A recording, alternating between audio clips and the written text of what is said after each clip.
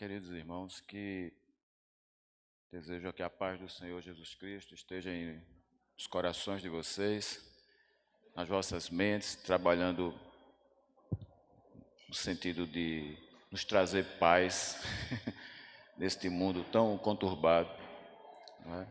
E que a gente prossiga nesse caminho de paz, sendo a paz de Cristo nosso próprio árbitro no coração. Eu agradeço à igreja pelo acolhimento que nós tivemos aqui, nesta Cidade do Sol, que eu entendi o título ontem, saindo com o irmão Peterson, o nosso guia, hoje famoso, conhecido pela Rede Globo, foi entrevistado lá, junto conosco, e nós estamos felizes de estarmos aqui, passando também esse tempo tão bom, tão agradável, com os irmãos aqui, nestes dias. E isso, principalmente, é esse o motivo de a gente ter vindo aqui, tá certo? De conhecê-los, conviver com vocês, colaborar com essa igreja, permanecer em oração por ela e nos unirmos a vocês como adoradores. Bom, esse foi o nosso propósito de vir aqui. Quero agradecer também a gentil apresentação que o pastor Edson fez, destacando os pontos que a gente considera ser a nossa riqueza, né? Nossa filha, nossa neta, o senhor sabe bem o que é isso também, não é? E as oportunidades que Deus nos tem dado de servir. Realmente nós servimos juntos com o irmão Edson e a professora Laura, né? Ministro Edson e a professora Laura, na Igreja Batista São Martim, durante alguns anos atrás. Mas hoje o colega que está lá é pastor Samuel Câmara, atual pastor da Igreja Batista em São Martim, no Recife. E eu estou como membro da Igreja Batista da Jaqueira, onde o pastor atualmente é o pastor Marcos Bittencourt, também um ex-professor do seminário, especialista em Antigo Testamento. E nós estamos colaborando lá, auxiliando a igreja e o pastor na área de escola bíblica, enfim, dando suporte naquilo que a igreja precisa e que a gente possa colaborar, certo? Mas é um prazer estar aqui com os irmãos. E nesta noite, havendo falado sobre adoração, né? Um tema que permeia a questão da música e da missão. Adoração, inclusive, foi colocado como centro. Né? Achei interessante, a música, adoração e missão. Então, você tem aí uma adoração se dando as mãos. Né? A música da adoração e a missão. E nós trabalhamos alguns pontos em que eu gostaria de, nesta noite, oferecer-lhes uma espécie de síntese, ao mesmo tempo não como um resumo do que nós fizemos aqui simplesmente, mas apresentar um exemplo de adoração que nos faz refletir sobre tudo o que a gente tem falado aqui nesses dias. Lançar também alguns desafios, mas ao mesmo tempo oferecer-lhes esperança na condição de adoradores, tá? E convidá-los, junto com a palavra do nosso Senhor Jesus Cristo, a perseverar nessa atitude, posto que todos os benefícios que o Senhor tem para nós passam por perseverança nesta atitude, porque o Pai procura adoradores, não é? E procura para fazer bem a eles, principalmente a eles. Deus não necessita que nós o sirvamos, não é? Diz o apóstolo Paulo em Atos 17, com mãos humanas, como se ele precisasse de alguma coisa, posto que ele é o Criador de tudo. Então, eu convido os irmãos a olharem comigo alguns pontos que eu acho muito interessantes de considerar na palavra do Senhor no Evangelho de João, no capítulo de número 12. Os 8 primeiros versículos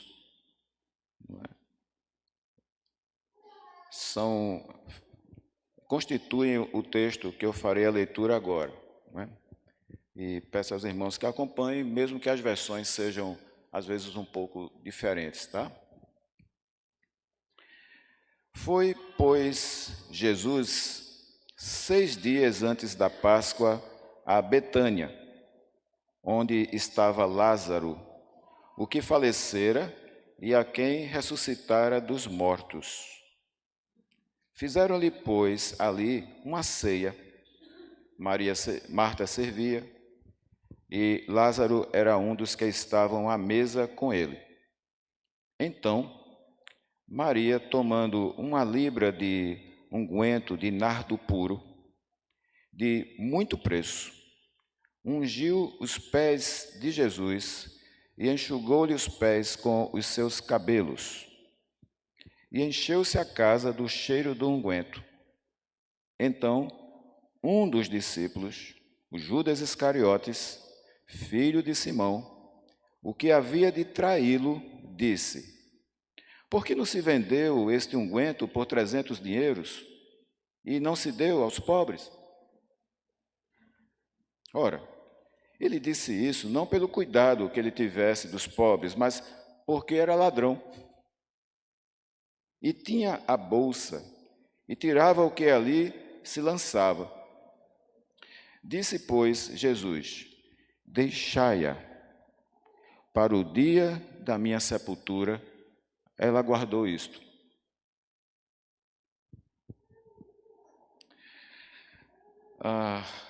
Porque os pobres sempre os tendes convosco, mas a mim nem sempre me tendes. Estamos aqui uma polêmica em torno de um perfume de uma mulher. Imaginem só. Eu lembro, inclusive, de um filme que até eu recomendo para quem gostar de filmes bons que nos façam refletir sobre dramas da vida. Perfume de Mulher é uma produção de 1992, eu não sou crítico de cinema, mas gosto de assistir filmes bons, filmes que nos façam refletir, pensar sobre, como eu falei, dramas da vida. É um coronel reformado do exército.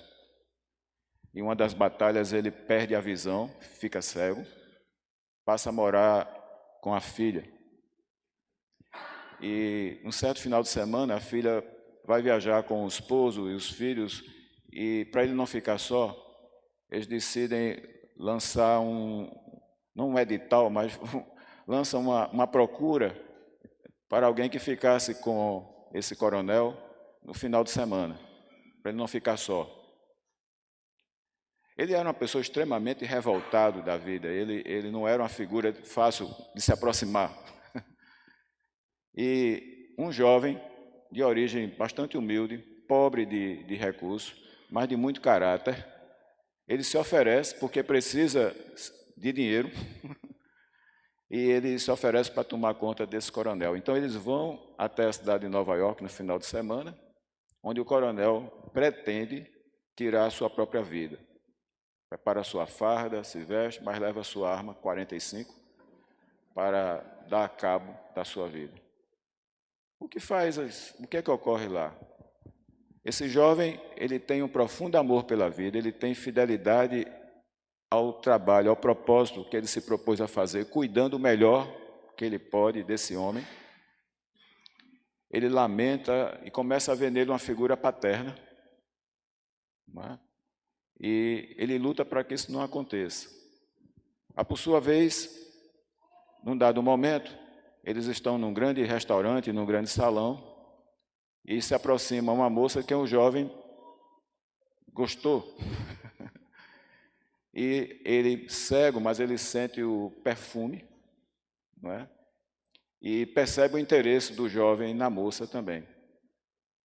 Então, depois de passar por momentos muito difíceis, ele decide fazer uma intercessão na situação para que essa moça se aproxime desse rapaz. É a maneira dele agora não só relembrar a sua vida, os seus desejos de viver que ele tinha no passado, mas agora ele encontra sentido na sua vida, fazendo o bem para esse jovem, ajudando até no namoro.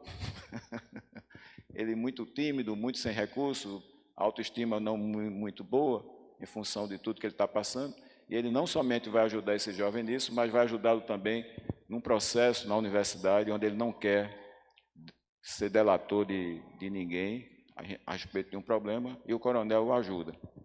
O perfume da mulher ali foi um momento marcante no filme, onde tem uma cena apoteótica, que é ele cego, fazendo todo o esforço, todo o sacrifício agora envolvido como cego para dançar um tango com essa moça, com essa jovem, e durante a dança ganhar dela a confiança para lhe dar um conselho e aproximá-la desse jovem. O filme nos faz pensar sobre as fases da vida, nossas motivações e o quanto é importante a gente reconhecer também a nossa importância no sentido de ajudar os outros. O sentido da nossa vida está em adorar para Ele a própria vida. Aqui nós temos uma versão de Perfume de Mulher, que eu diria que é não a ficção, e tem um grau de profundidade maior, e nos chama a atenção enquanto adoradores, porque não se trata somente, normalmente também de pessoas que passam a adorar a vida, e pessoas que encontram sentido para a sua existência, mas não adorando a vida pela vida, mas adorando ao Senhor da vida. Esta é uma versão de Perfume de Mulher que agradou ao Senhor. A adoração não é aqui algo muito tranquilo, como se não tivesse sofrido críticas, impedimentos, oposições. Há uma certa dissonância aqui da parte de um dos discípulos do Senhor. E é interessante isso, porque enquanto Jesus aceita a adoração dessa mulher, você tem um discípulo dele que discorda. Ora, o que é que se diz a respeito de Judas aqui, segundo o Evangelho de João? Diz que ele lança uma pergunta, uma reprovação na forma de pergunta, torna isso público. Por que não se vendeu este unguento, este perfume, por 300 dinheiros? Ele é bom de cálculo. Outras versões colocam aqui, talvez, 300 denários. Tá? Só para vocês terem uma ideia, um denário era normalmente aquilo que uma pessoa recebia por um dia de trabalho, naquele campo ali agrícola. Vocês imaginem 300 dias de trabalho e você, de repente, puf, coloca isso sobre os pés do Senhor. Não é? Era uma mesa baixa. O Senhor, ali no Oriente, né, as pessoas colocavam almofadas, travesseiro, a mesinha era baixa, estava ali posto a refeição e você se sentava. Então Jesus se reclinava e era normal colocar os pés para trás. E aí havia um serviço da casa, que seria lavar os pés dos visitantes. Depois de uma caminhada, era uma questão até, enquanto a gente lava as mãos, ali seriam os pés mais próximos da comida, então a questão da higiene, a prática era lavar os pés, tá? E normalmente uma bacia de água com a toalha resolver, mas isso não é suficiente para Maria,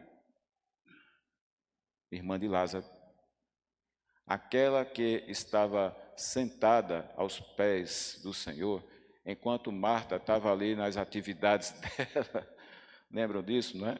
E Marta fica incomodada, porque Maria está ali aos pés do Senhor e não ajuda ela. E Jesus diz: Marta, Marta, você está preocupada com muitas coisas que talvez somente uma seja necessária. Lembram da prioridade que a gente falou, não é? O amor ao Senhor. E ele diz: a tua irmã Maria escolheu a melhor parte. O ponto de partida está na relação com Cristo. Todo o resto decorre dessa relação. A capacitação para resolver as questões junto com o Senhor é outra. Ali existe instrução. Mas é diferente agora o serviço também de Marta, porque não é mais um serviço ordinário dentro do cotidiano. É um serviço que envolve servir ao Senhor e aos seus discípulos. Junto com Maria, há uma expressão de gratidão pela vida do seu irmão, que antes estava morto, num nível tão profundo, mortíssimo, se você poderia dizer assim, já cheirando mal. E alguém foi até dizer, Senhor, olha, já é o terceiro dia, tal.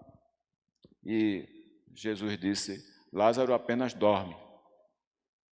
E até mandou alguns removerem a pedra, que eu acho um aspecto interessante, porque Jesus podia dizer, pedra sai. Mas é interessante que nós estejamos envolvidos com Jesus no milagre. Jesus não quer apenas que nós sejamos objetos de milagres, mas que sejamos também instrumentos, meios, que só se tornam possível na condição de adoradores. O adorador é aquele que participa da adoração ao Senhor, não somente numa oração peticionária ou de gratidão, mas o adorador participa da vida, da relação com o Senhor, como uma possível resposta também de oração. O adorador está envolvido, a pessoa que adora está profundamente envolvida com as ações de Jesus. Não apenas escutá-lo, mas segui-lo. Segui-lo também naquilo que podem ser milagres na vida de outras pessoas. Judas é alguém que parece ser bastante calculista. Ele parece aqui dizer que o movimento de Jesus, ele precisa levar em conta numericamente o quanto a gente pode ter em termos de uma planilha para realizar as coisas, os propósitos, né, messiânicos. O novo rei que vem por aí. O reino de Deus vem e a gente precisa tomar conta disso aí. Ele representa, é interessante, em Judas eu encontro aqui duas tendências que não nos são estranhas. Primeiro, essa conversa de estar todo mundo preocupado com o pobre. Numa perspectiva primeira de que, em nome desses pobres, a gente precisa pensar nos benefícios para eles. Não é? Só que os pobres são apenas o argumento. Na verdade, o que ele argumenta os pobres, mas a preocupação dele não é com os pobres.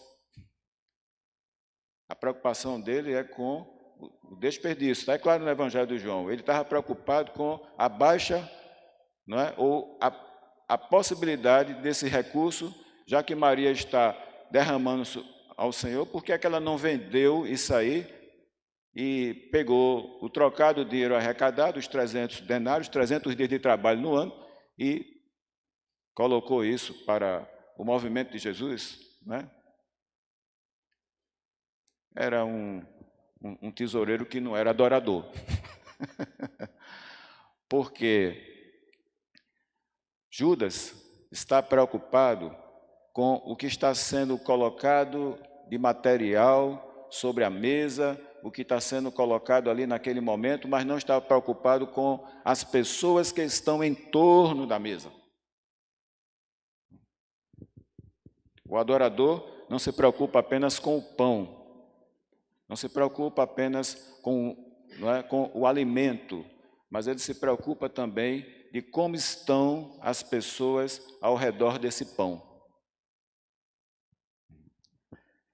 ao redor da mesa. Afinal, é uma mesa que em torno da qual está sendo demonstrado um ato de adoração. Maria não está fazendo essa conta. Outra coisa, além do coração de Maria estar profundamente agradecido, e olha que é uma coisa interessante, porque por que motivo ela estaria lá? O Lázaro está lá presente. Nós temos uma situação interessante, onde Jesus liberta o Lázaro da morte, e diz assim, tire as ataduras dele e deixem que ele vá embora. Ele tem a liberdade para ele ir para onde ele quiser, mas ele quer ficar perto de Cristo. Não é? Ele quer adorar o Senhor, ele quer participar, agora ele tem que reconhecer o benefício de vida que ele recebeu. E este sinal se torna tão forte que Maria adquire uma compreensão que muitas vezes foi maior do que os próprios discípulos em alguns momentos. Lembram que Jesus, quando anunciou, está no Evangelho de Marcos 8, ele estava anunciando, olha, meus irmãos, olha, meus queridos, o Filho do Homem vai padecer na mão dos escribas, ele vai sofrer, ele vai morrer, mas ao terceiro dia ele vai ressuscitar.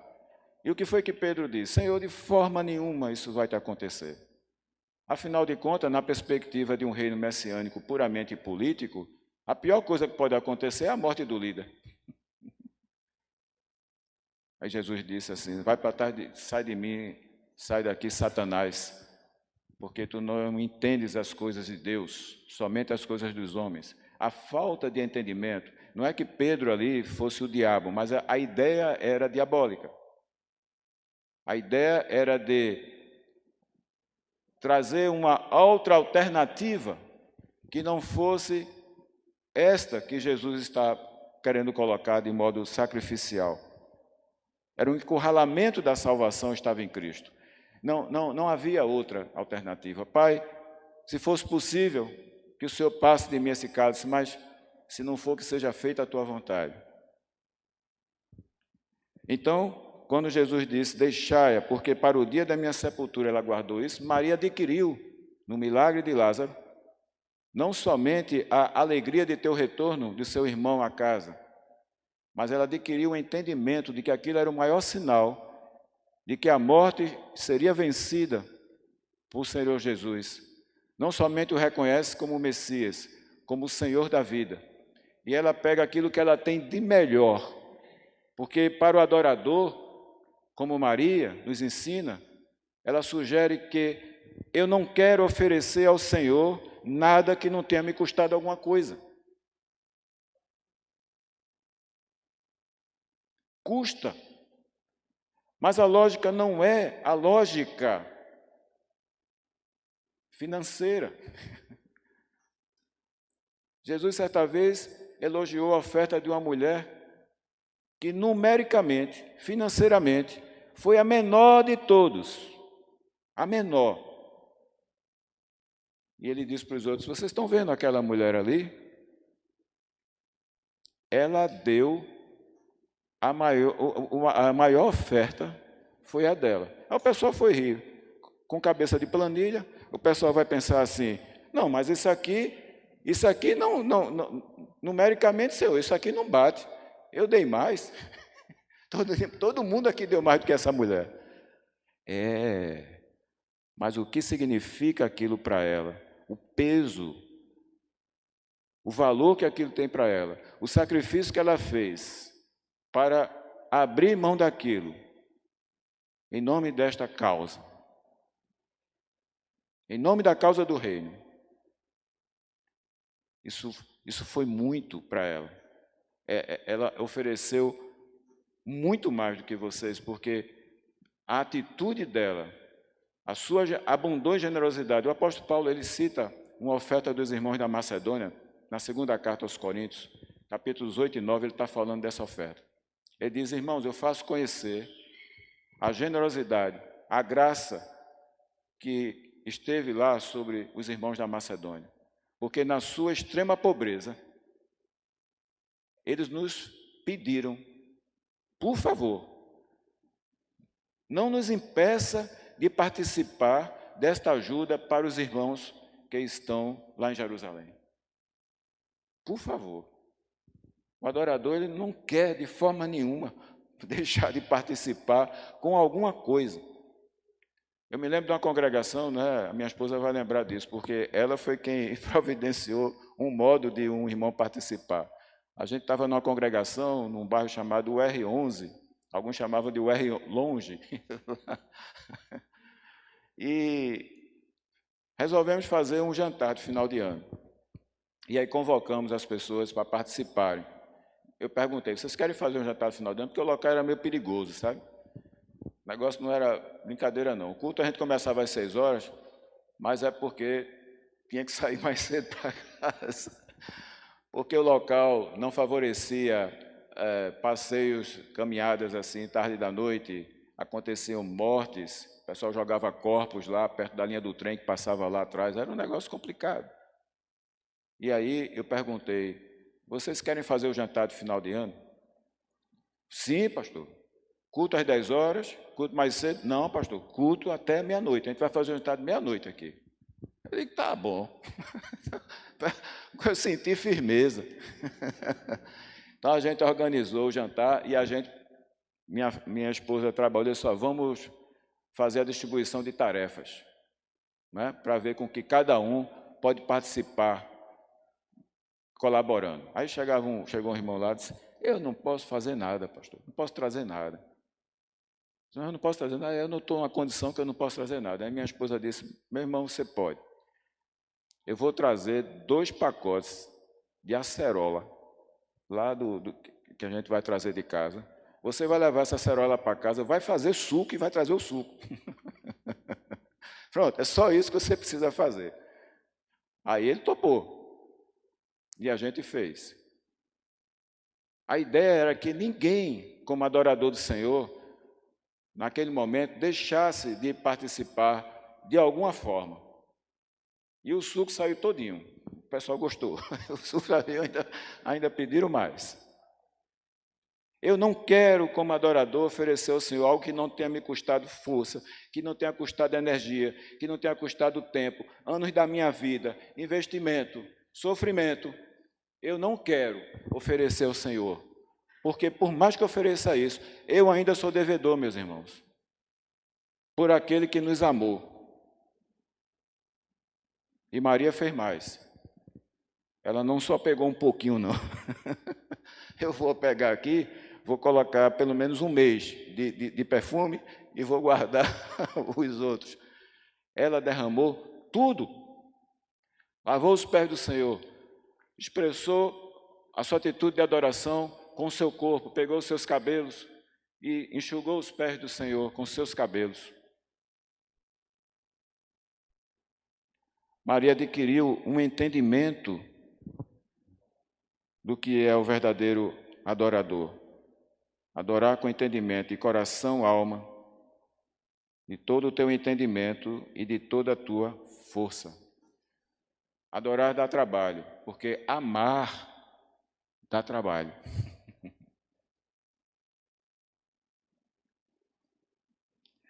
Então, que não venham para Jesus alegando os pobres, como se esta fosse uma questão que jogasse Jesus em confronto com os próprios pobres, porque o que Jesus está fazendo era fazer um jogo ali também.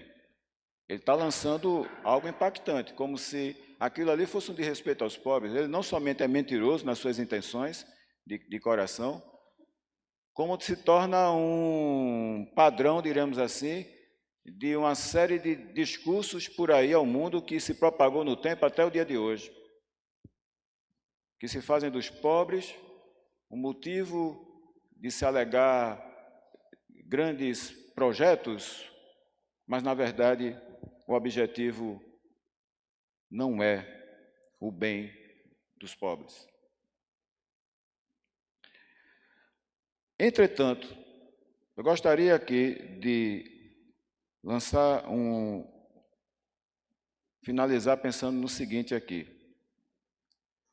O Evangelho de Lucas, no capítulo 4, quando nos fala sobre os pobres, nos ajuda e nos instrui a não pensarmos nos pobres apenas como alguém que está com a carteira com pouco dinheiro, ou sem conta no banco, ou faltando dinheiro.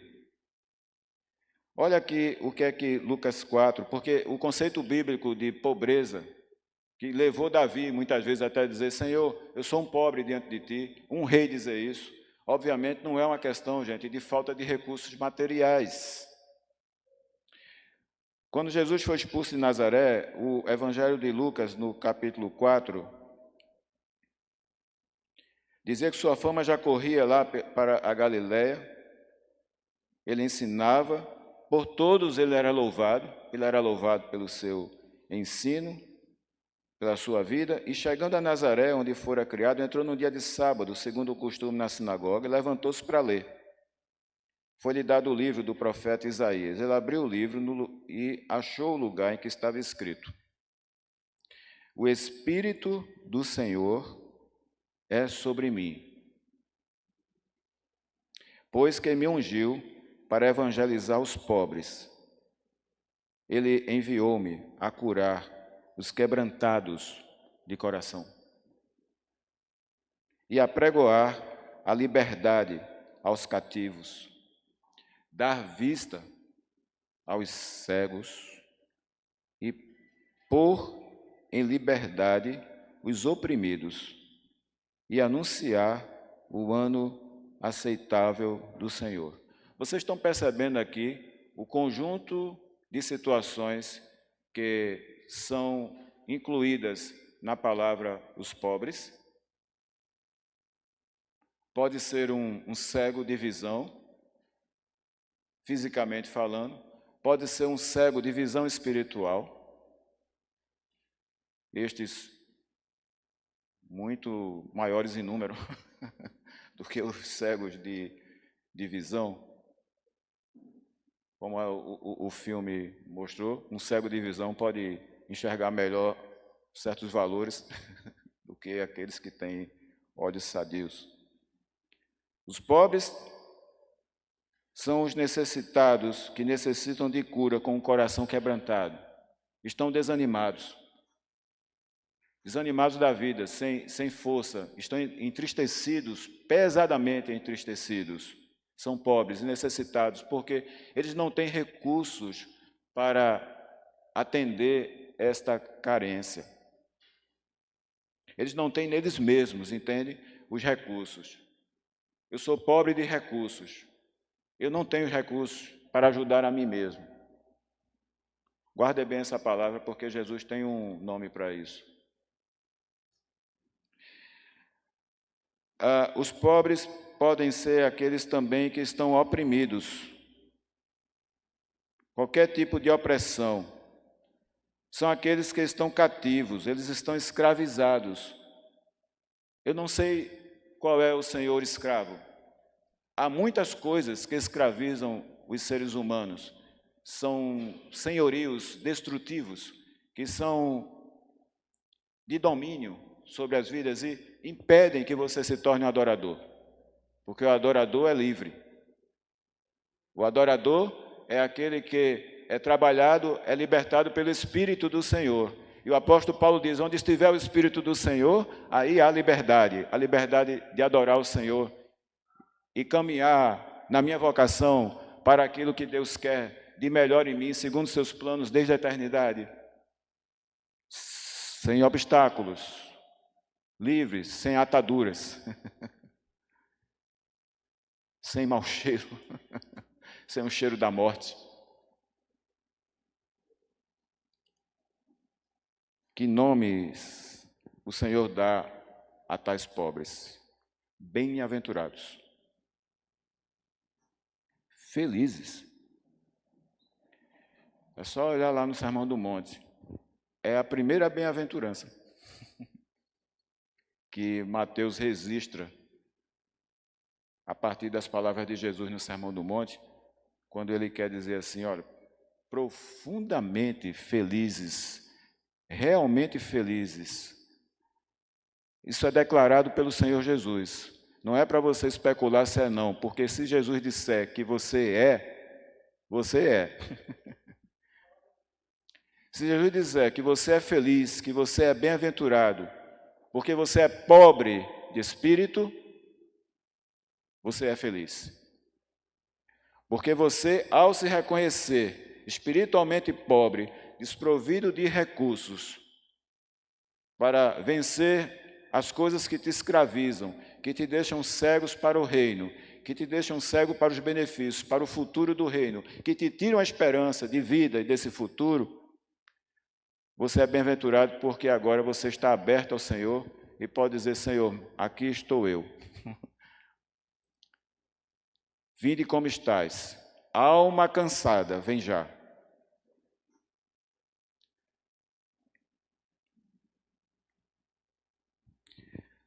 De certo modo, os bem-aventurados são os pobres. Nesse momento, a gente pode fazer essa ligação, tranquila. E aí eu quero convidá-los, então, nesse momento agora, a refletir nisso, lhes dando esperança. Um desafio, mas ao mesmo tempo uma esperança para esta igreja. Que sejamos pobres no sentido de adoradores ricos. Ricos pelo recurso que temos da presença do Senhor, que veio para destruir desfazer as obras do diabo, que veio para nos reconciliar com o Senhor da vida, para que andemos juntos com Ele e Ele conosco, para que em todas as circunstâncias, como nós dissemos, o Senhor que coopera conosco em todas as coisas, em todos os acontecimentos, de forma que Ele possa extrair um bem para todos aqueles que são chamados segundo o seu propósito.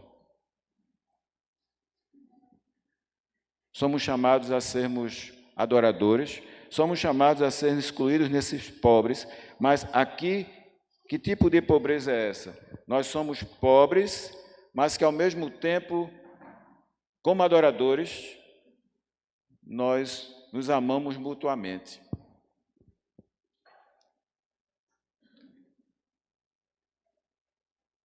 Os pobres sempre tereis convosco. E eu gostaria de me incluir nesse grupo. Não é? De me considerar pobre diante, espiritualmente, sem recurso para a minha salvação, para desenvolver a salvação que o Senhor me dá, como diz Paulo, né? Aos Filipenses, desenvolvei a vossa salvação. Não é que você vai salvar a si mesmo ou criar alguma coisa que vai salvar. Você vai desenvolver uma salvação que você já tem. Portanto, irmãos, adoradores assim, como Maria, que derramaram todo o seu perfume, tudo o que lhe custou, o que ele tinha de melhor, energia, trabalho, a dedicação, o esforço dela, e dirige isso ao Senhor. Nesse sentido, olha o que acontece. O texto diz que aquele cheiro, aquele perfume, ele se espalhou pelo ambiente. Todos que estavam ali, inclusive o próprio Judas, não podia negar. Que cheirinho bom, que perfume gostoso é o que resulta de uma adoração em espírito e em verdade. Estes são os adoradores que o Pai está procurando. Que sejamos pobres adoradores ricos da graça do Senhor. Ok?